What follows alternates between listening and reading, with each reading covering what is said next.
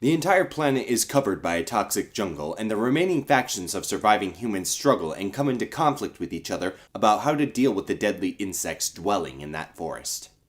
The good. It's probably fitting that the best thing about the movie Nausicaa is Nausicaa herself. As Princess of the Valley of the Wind, Nausicaa has a lot of responsibility to her people. Not only is she very compassionate towards them and inspires a lot of confidence with her actions, but she's also incredibly strong-willed and capable, skilled enough to make you believe that she can inspire these people rather than just saying she can inspire the people because she's the princess. Her displays of skill and confidence are honestly what drove most of my enjoyment for this movie. But the world of the film is inhabited by other people, of course, and there's a great supporting cast to give them voices. Patrick Stewart, Tress MacNeille, Mark Hamill, and even Shia LaBeouf does a good job with the character given to him. Being another piece of early work by Hayao Miyazaki, unlike Lupin III, this is more within what we're expecting with the traditional style of Hayao Miyazaki's animation, and you know what? It looks dang good. The animation of this movie also does a really good job showcasing really cool things and some good fast-paced action moments with this animation. Be it Nausicaa's glider, some of the airships, or the cool-looking insect creatures that appear in the movie.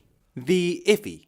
Putting aside the fact that this is a fantasy world where some of the rules are obviously going to be a little different, there were some moments in this movie that had lapses in both continuity and in logic. A couple of them were distracting to me, but none of them were big enough or important enough to derail the entire experience. Though there are other characters that exist in the foreground of the story being told in this movie, I feel like most of the time they're just there to serve their purpose, and the ones that aren't just there for that are mostly upstaged by Nausicaa.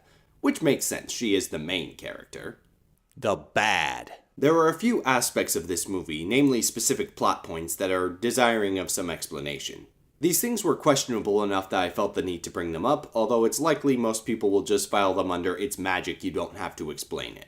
The verdict? Nausicaa of the Valley of the Wind is a movie about life itself being a challenge to the people who have to live it in this world, and a strong main character has to persevere through those challenges for the betterment of pretty much the entire world. It's a pretty classic kind of story, but they had a really good lead character to facilitate it, so for that, I had a good experience watching this movie. This is Detective Steve, knocking another one off the Miyazaki Studio Ghibli list. I'm down to 5 now.